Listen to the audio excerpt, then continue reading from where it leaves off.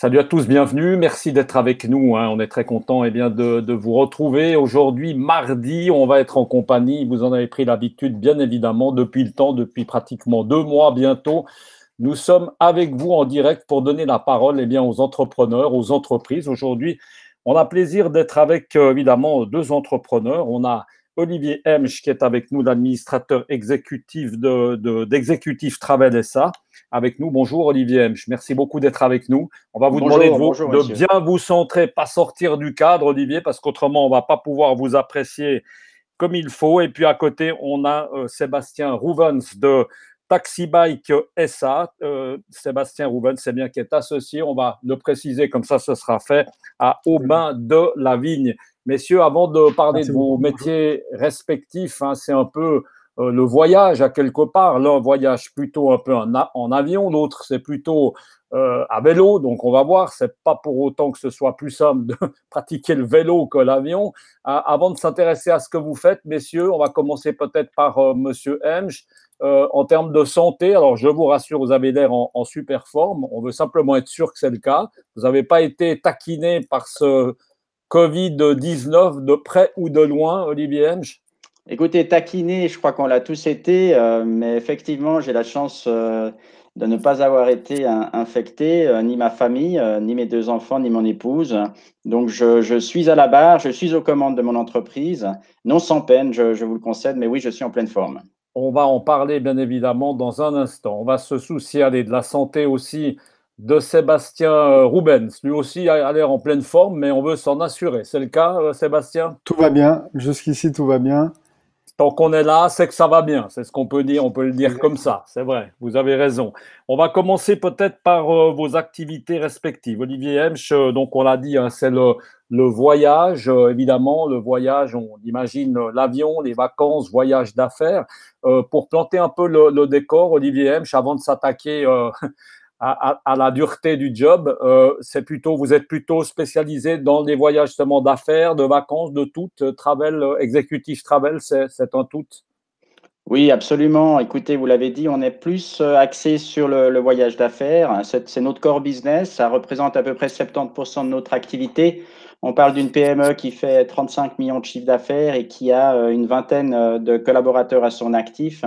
Encore une fois, 70% de voyages d'affaires, 25% de voyages classiques, tourisme, vacances, et puis 5% dans l'événementiel.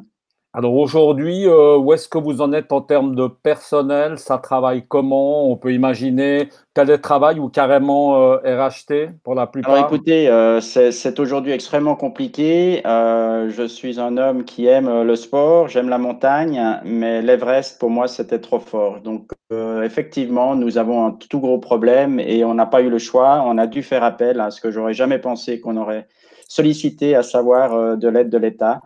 La RHT, pour ne pas la citer, où effectivement on a dû baisser l'activité de ces 20 personnes de manière relativement drastique puisque nous n'avons plus aucune vente depuis la mi-mars. Depuis la mi-mars, il n'y a plus rien. On va y revenir. On va s'intéresser peut-être, Sébastien. Avant cela, avant de parler vraiment de l'entreprise, juste parce que c'est assez sympathique, nous expliquer comment a démarré Taxi Bike, parce que c'est quelque chose de nouveau. Il n'y a pas tellement de concurrence. Vous êtes un peu seul dans ce que vous faites. Et c'est une assez jolie histoire du début avec justement votre copain et associé. Alors, juste 2 mots sur le début. Alors oui, en fait, l'idée est venue d'un voyage, justement. On est parti voyager pendant 2 ans avec mon ami associé Aubin. On a traversé l'Atlantique en bateau, on a traversé les États-Unis en vélo et l'Amérique centrale en stop. Tout ça pour sur le chemin, entre autres, découvrir des vélos taxis à Cuba, en Floride, au Mexique, au Nicaragua aussi. Et là, Et c'était le coup de revenir. foot. Vous êtes dit, il faut qu'on fasse ça chez nous à Genève, c'est ça? Voilà, exact. On connaît les problèmes d'encombrement du trafic à Genève, donc on s'est dit ça serait vraiment parfait. Et puis nous-mêmes, on adore pédaler, on adore le sport, on adore le contact avec les gens. Et à l'époque, on était étudiants, on s'est dit bah, qu'est-ce qu'on peut faire pendant l'été? Est-ce qu'on peut faire un job qui correspondra à ce qu'on aime? Et voilà, on s'est dit bah, achetons quelques vélos et puis mettons-nous à pédaler. Alors, ça a commencé tout doucement, hein, 2, 3 vélos comme ça. Aujourd'hui, juste Oui, pour présenter l'entreprise, ça correspond à quoi, Taxi By? Parce que c'est pas seulement à Genève, hein, c'est un peu plus étendu. voilà, il y a 2 ans, on a décidé aussi de s'exporter de l'autre côté du Röstigraben. Donc on a racheté, enfin on a repris des vélos de l'entreprise de Bâle et on allait ouvrir à Zurich avec 7 vélos. Et voilà, donc à Zurich, on avait un peu plus de concurrence. Il y avait déjà 2 petites entreprises de vélo taxi, mais qu'on a contactées, avec qui on travaille d'ailleurs avec qui on coopère, si on peut dire. Et, Et aujourd'hui, qu'on comprenne bien, c'est une entreprise, vous êtes combien? Alors, il y a ce que vous appelez des chauffeurs, hein, c'est ceux qui pédalent évidemment sur des vélos électriques, qu'on comprenne. Et combien de vélos? Ça a bien monté depuis alors, 2011, hein, c'est ça, hein? oui, depuis 2011, au début, on avait 3 vélos. Et maintenant, on en a une trentaine. Alors, on a plusieurs types de véhicules. Donc, on a les vélos taxis, les vélos cargo qui font des livraisons. Et on a les tuk-tuk électriques depuis l'année passée, qui sont vraiment des tuk-tuk à la thaïlandaise en version 100% électrique et qui Alors, transportent 4 personnes. Donc, les tuk-tuk peuvent pas aller sur les pistes cyclables, alors que les vélos cargo et les vélos taxis, oui. Voilà, c'est 2 types différents, mais complémentaires de véhicules. on va revenir à tout ce que vous faites parce que vous offrez à l'intérieur de ces taxi bikes évidemment toute une palette de choses assez originales du reste qu'on peut faire. Olivier Hemsch, on va rentrer dans le vif du sujet, hein. Hier, le Conseil fédéral a parlé aviation. Ça s'est plutôt assez bien passé parce qu'évidemment, bah, vous dépendez complètement des avions. En ce moment, il n'y a plus un avion qui vole. Qu'est-ce qu'on peut retirer Il y a un peu d'optimisme, évidemment, quand même, là derrière, suite à cette séance d'hier. Oui, absolument. C'était, je pense, indispensable pour l'économie en Suisse que ces acteurs soient soutenus. J'allais presque dire malheureusement, puisque comme vous le savez, Suisse n'est plus une entreprise suisse, mais c'était juste vital pour toute l'économie que on soutienne cette industrie. Donc, on peut effectivement que saluer les prêts qui ont été mis à disposition à des conditions assez strictes quand même et c'est tout à fait normal.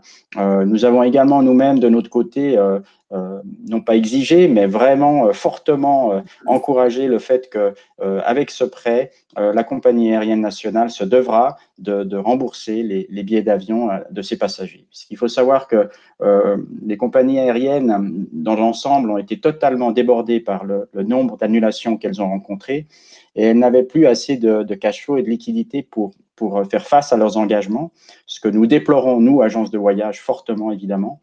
Il n'empêche que si elles continuaient à rembourser, certaines seraient simplement parties en faillite. Donc, elles ont donné des bons à valoir pour le futur, la majeure partie d'entre elles, et elles ne faisaient plus ce qu'elles étaient théoriquement obligées, ou plutôt pratiquement obligées de faire selon l'IATA, à savoir de rembourser lorsqu'effectivement une prestation doit être annulée pour force majeure. Donc encore une fois, aujourd'hui, ce prêt est là, et je pense que ça va permettre de redécoller le jour où les frontières Ouais. s'ouvriront, et surtout de rembourser également les éventuels passagers. Nous avons des billets, de nombreux billets en attente, et nous attendons effectivement ce retour d'argent pour pouvoir rembourser nos clients.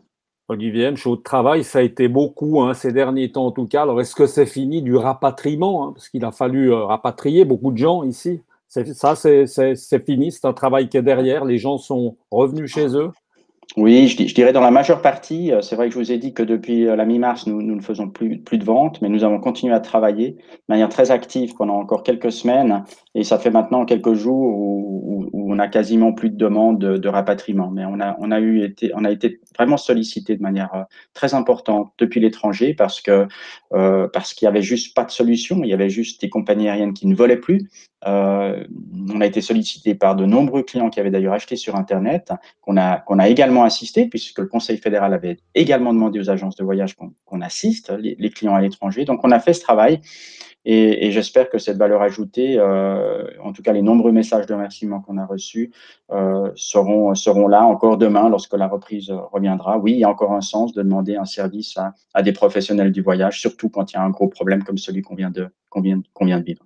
Oui, alors ça, c'est important, justement, vous le mettez en avant. D'autres fois, vous avez écrit un petit mot, hein, vous avez dit que vous espériez que vos amis et les clients allaient continuer de vous suivre, hein, un message comme ça. C'est vrai que là, votre métier reprend tout son sens parce que c'est pas justement que de l'Internet, c'est pas que de la commande par ordinateur, etc.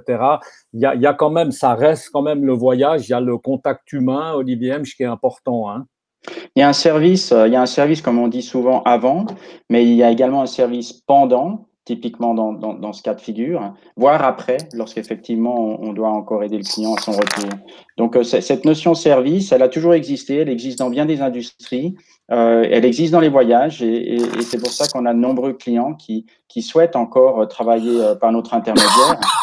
Également les entreprises. Les entreprises, pour une question de bonne gouvernance, elles ont vraiment besoin de centraliser tous les déplacements de leur voyage d'affaires parce qu'elles se doivent de savoir où est qui, à quel moment, surtout quand effectivement il y a des éléments extérieurs comme ceux qu'on a vécu. Donc, il s'agit de bonne gouvernance, et je dirais aussi que le voyage d'affaires est peut-être un peu moins touché, bien que, mais certainement moins touché que le voyage touristique parce que l'entreprise, elle se rend bien compte que de faire une réservation sur Internet, ça prend du temps. Or, elle paye ses collaborateurs non pas pour aller sur Internet, parce que ça prend vite 5-10 minutes, je reviens, je repars, ah mais non, le prix a changé, etc. Donc, elle veut absolument s'appuyer sur un professionnel qui vit nous, il faut savoir qu'on vit de dizaines de francs, de quelques dizaines de francs sur un déplacement aérien. Donc, ça a tout son sens de pouvoir effectivement appeler quelqu'un 24 heures sur 24, 7 jours sur 7, lorsque la compagnie aérienne n'est plus joignable, comme ça a été le cas. Olivier, je bats le fer pendant qu'il est chaud, hein. Sébastien, ça va être à vous tout de suite. On a vu que vous aviez déjà une petite soif là qui s'est terminée par un petit poussotement. J'espère que tout Oui, va tout bien. à Vous n'avez fait. pas avalé de travers. J'ai eu un peu peur. Oh, ça va, excusez-moi. J'ai eu un peu peur pour vous, mais quand on a un chat dans la gorge, ça se traite Il tout vaut de mieux. suite. Je suis d'accord avec vous, pas de souci. Olivier Hemsch, pour ce qui est du voyage d'affaires, justement, est-ce que tout ce qui est télétravail, ces choses-là, ça vous inquiète pas un petit peu? Parce qu'il y en a quand même beaucoup qui se sont rendus compte que finalement, bah, ça servait peut-être à rien d'aller à New York pour serrer une main, pour signer un bout de contrat. On pourrait peut-être le faire comme ça par ordinateur. Ça vous inquiète?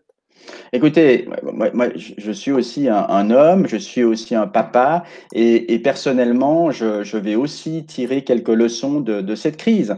On a quand même effectivement peut-être été un peu trop loin. Mère Nature nous a rappelé certaines valeurs, et je pense que ça ne me dérangera pas qu'un client peut-être se pose la question 2 fois avant de voyager, ou n'ira peut-être qu'une fois chaque mois à New York et non pas 2 fois par mois. Je pense qu'on doit se remettre en question. Oui, le télétravail va certainement un tout petit peu modifier certaines choses. Par contre, ce qu'on constate aussi, c'est que ça ne remplacera jamais les relations humaines. Et c'est vrai que ça peut-être remplacer un voyage sur 2, ou un voyage sur 3, ou un voyage sur 10, mais ça ne remplacera pas les déplacements. Très souvent, on nous dit que le plus important du meeting, c'est juste avant et juste après, lorsqu'on a parlé avec la Exactement. personne. Dis donc, John, qu'est-ce que tu me disais? C'est en ordre pour toi? Enfin, ces petites apartés qui sont tellement importantes. Et ça se fait pas dans le cadre d'une vidéoconférence. On n'a pas ce contact et cette relation. Donc oui, ça va certainement nous affecter un peu, comme les habitudes de tout le monde par rapport, ma foi, à Mère Nature, les émissions CO2, etc. Et on doit être un peu plus raisonnable, je pense. Le système du low cost aussi doit peut-être se remettre en question. Est-ce que c'est normal de pouvoir aller pour 50 francs, 30 francs à Nice? Est-ce que c'est normal de vendre en dessous du prix de revient? Moi, je suis tout à fait contre tout ceci. Donc, ça ne m'étonnerait pas que les prix aériens augmentent un tout petit peu, et puis que peut-être, oui, on voyage un peu moins, mais un peu mieux. On reviendra après, on dit que c'est la fin peut-être du low cost, mais ça c'est peut-être une autre discussion. On va s'intéresser évidemment à Sébastien Rouven. Sébastien, on a dit tout à l'heure, hein, c'est vrai que Taxi Bike, on en a tous vu, hein, de ces vélos comme ça avec un petit toit. C'est pas juste du véhiculage comme ça de taxi, il y a beaucoup d'autres choses, hein. Vous faites plein de trucs, j'étais étonné du reste, il y a de la publicité, vous allez maintenant servir à manger dans ces toc-toc, c'est assez rigolo du reste. Il y a beaucoup de choses, vous allez vous occuper des animaux. Enfin là, je fais un peu tout, un melting pot comme ça. Il y a beaucoup de choses qui se passent, hein, chez Taxi Bike. Oui, oui, oui, tout à fait. Merci de le préciser. En fait, quand on a acheté les premiers véhicules, on a été face à la possibilité d'acheter des vélos taxis classiques ou d'acheter des vélos taxis qui avaient une coque spéciale pour pouvoir accueillir des espaces publicitaires. Donc c'est ceci qu'on a choisi. Donc on a réalisé de nombreuses campagnes publicitaires. On a travaillé entre autres avec la Migros, avec la Coop, avec H&M, avec Bulgari plusieurs fois. D'ailleurs, toutes ces marques ont fait plusieurs campagnes avec nous, soit des campagnes de visibilité, soit des campagnes de street marketing, où on va pouvoir offrir un marketing expérientiel, où les clients vont monter dans le véhicule et avoir tout un travail de marketing qui est fait par le chauffeur, qui va pouvoir parler de la nouvelle ouverture, donner des flyers, faire essayer un parfum, enfin tout ce genre de choses. Et créer du contenu pour les réseaux sociaux aussi. Il y a une petite tournée des chocolateries. Ça a retenu mon attention. C'est assez sympa, ça. Il n'y a peut-être pas beaucoup de jeunes voix qui la font, plutôt les étrangers, enfin, quand il y en avait. Sympa exact. Aussi, comme idée. Hein. On fait quoi? On fait tous les chocolatiers de la ville, c'est ça? Alors tous, ça ferait pas tous, parce qu'autrement on serait malade. Mais... Voilà, on s'est limité à trois chocolatiers. Pour l'instant, on travaille avec La Bonbonnière, avec Charlie Ganache et avec Fabergé. Et à Zurich avec Side Chocolate, avec. Donc là, vous avez étoffé. Ouais. C'est pas grave. Voilà. Vous avez étoffé l'offre évidemment, sachant que juste faire du taxi, on n'arrive pas à tourner. C'est ça. Il faut qu'on arrive à un petit peu agrémenter le tout. Alors c'est ça. En fait, de base, on avait commencé pour faire du vélo taxi, mais on s'est rendu compte que la publicité ça marchait bien, les balades marchaient très bien. Donc c'est-à-dire que on fait soit des balades à thème, soit des balades personnalisées. On fait la balade fondue sur les tuk-tuk. On va justement à partir de la semaine prochaine, on met en place un concept de resto tuk, donc pouvoir manger n'importe quel repas de restaurant sur les tuk-tuk avec une adaptation de table qui a été faite spécialement, mais je vous laisse découvrir sur le site internet c'est tout nouveau. Ça c'est quelque chose qu'on vient de mettre en place, donc ça sera prêt la semaine prochaine. On va en tout cas regarder, évidemment. On va revenir à vous dans un instant. Olivier, c'est l'été qui arrive, enfin tranquillement. Comment est-ce que vous le voyez cet été? Parce qu'évidemment, pour l'instant, vous l'avez dit, les avions décollent pas trop, les frontières sont assez fermées. On entend qu'en Espagne, ça va sûrement pas rouvrir. Alors maintenant, évidemment, la grosse tendance, on encourage les Suisses à rester chez eux.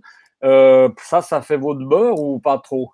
C'est-à-dire qu'il faut il faut un petit peu se remettre en question et revoir un peu sa copie.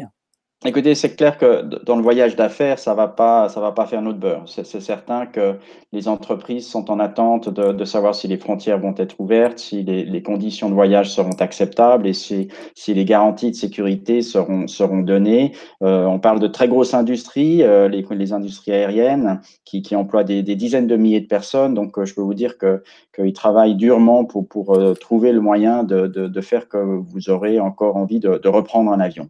Le seul problème, c'est quand. Donc, effectivement, par rapport à ce point d'interrogation, Suisse a annoncé vouloir maintenir à peu près 20% de sa flotte cet été. On espère effectivement qu'on pourra faire voyager 20% de nos clients. Donc, on n'a pas tellement d'idées claires. On attend de semaine en semaine pour savoir ce qui va se passer. On espère, comme beaucoup, puisque bien des industries sont touchées, mais c'est vrai aussi que les agences de voyage, c'est particulièrement compliqué. Notre problème ne va pas durer 1 ou 2 mois. Il va durer certainement jusqu'au mois de septembre, voire à la fin de l'année. Et encore l'année prochaine, peut-être que les gens n'auront pas tout à fait les mêmes habitudes qu'aujourd'hui. Donc, les vacances d'été en Suisse, on essaye effectivement de faire des propositions à nos clients. Pour l'instant, c'est ce qu'on a fait ces 2-3 dernières semaines. Et on espère la France, mais comme vous le savez, ça va être très compliqué. Elle est facile, pardon Olivier, elle est facile à vendre la Suisse pour des Suisses? Écoute, c'est difficile parce que si vous venez avec des offres, intéressantes, innovatives, auxquelles vous n'auriez pas pensé, une fois qu'on vous l'a dit, c'est vite copiable, si j'ose dire. Donc c'est compliqué, mais quand vous le faites avec une clientèle qui est la vôtre, c'est un plaisir parce que ce sont des gens qui reviennent chaque semaine, chaque mois, chaque année pour avoir des conseils et puis on peut dès lors leur faire effectivement différentes offres tout en sachant qu'in fine, ils viendront acheter chez nous. Donc on sera certainement gagnant. Mais on ne pourra pas remplacer effectivement le reste avec uniquement des voyages en Suisse. Sébastien Rouven, vous vivez aussi beaucoup, évidemment, ceux qui vont faire des tours des chocolateries à Genève, c'est principalement, enfin ça peut arriver que ce soit des Suisses, des Genevois, mais la plupart du temps, c'est des étrangers. C'est forcément que ça Ça rend pas simple votre tâche, Sébastien Rouvens. En ce moment, évidemment, ben, vous êtes quoi, à l'arrêt ou plus ou moins ou... Oui, là, on est à peu près complètement à l'arrêt. On fait de la livraison, donc on avait quelques livraisons, mais ça s'est réduit à vraiment peau de chagrin. Et on tablait un peu sur les livraisons sur appel, mais au final, ça n'a pas pris parce il y avait beaucoup de solutions qui sont géniales de solidarité, donc c'est super. Mais bon, en tout cas, pour nous, ça nous a pas permis de faire des livraisons en plus. Mais voilà, non, c'est quelque chose d'assez Et, intéressant parce que ça demande à se recycler en fait, ça demande à changer le marketing et à aller vers une autre cible, ce qui mais vous est l'avez super. changé comment votre marketing, par exemple? Plus de réseaux sociaux, ça passe par quoi? C'est un nouveau site remettre un peu à jour son site, profiter, choses comme ça? Exactement. Ouais, oui, c'est ça. On est en train de refaire notre site internet qui devrait être disponible la semaine prochaine. On reprend tout notre marketing, donc vraiment pour la cible locale et suisse. Et c'est vrai que j'étais les deux dernières années à Zurich justement pour l'ouverture de Taxi Bike et je me suis rendu compte que les Zurichois, bah, il y en avait très peu qui étaient allés à Genève, mais vraiment très très peu. J'étais assez étonné. Et en fait, il y a un marché intérieur qui est, au niveau touristique qui est, je pense, assez intéressant. Je pense que après avoir discuté d'ailleurs avec Genève Tourist, c'est aussi une cible qui veulent mettre en avant, qui veulent toucher, donc faire venir les Suisses allemands à Genève. Et donc voilà, faut qu'on travaille là-dessus. C'est un challenge intéressant. Il faut qu'on recrute des chauffeurs qui parlent suisse-allemand et puis qu'on s'y mette aussi. Olivier Hemsch, vous, votre métier, comme ça, on aime bien dire le monde de demain. Ce sera lequel, le monde du voyage? Vous le voyez comment? Pour vous, il a encore forcément un bel avenir. Qu'est-ce qu'on peut Écoutez, faire? On dit qu'il faut se réinventer. Voilà, on l'a dit. Comment est-ce qu'on peut? Alors, on l'a dit, il y a le marché suisse, d'accord.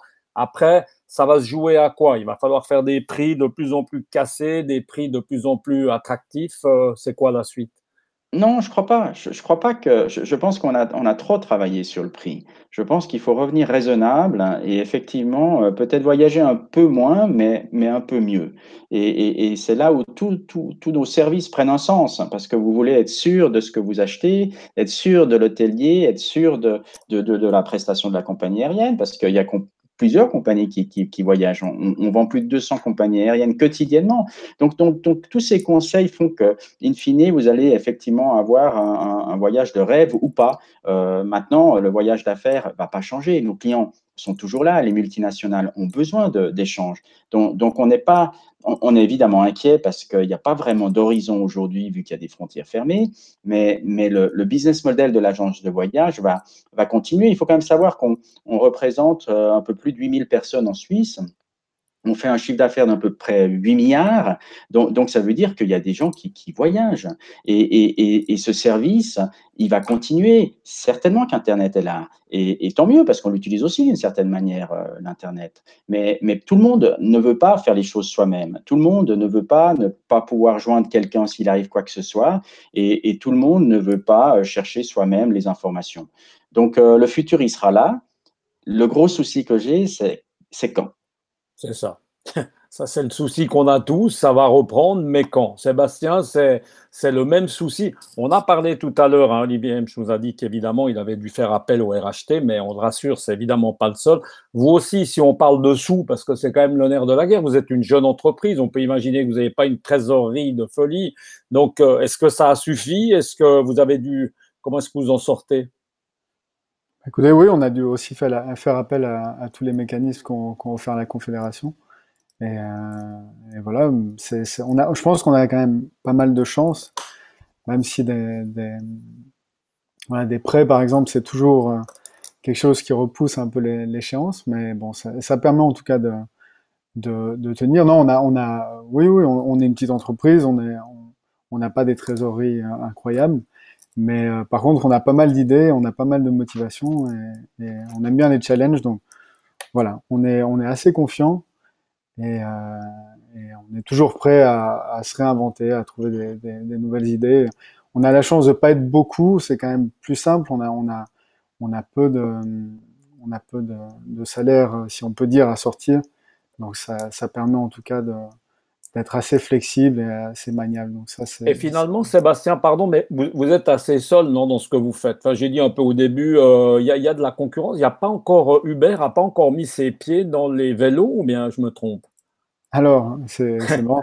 Il n'y a Bah, pas eu Uber nous a, d'ubérisation en fait, Uber des nous a vélos. contactés. On a travaillé avec Uber. On a fait Uber Bike pendant quelques mois. C'était il y a un petit moment, je crois, 5, 6 ans environ.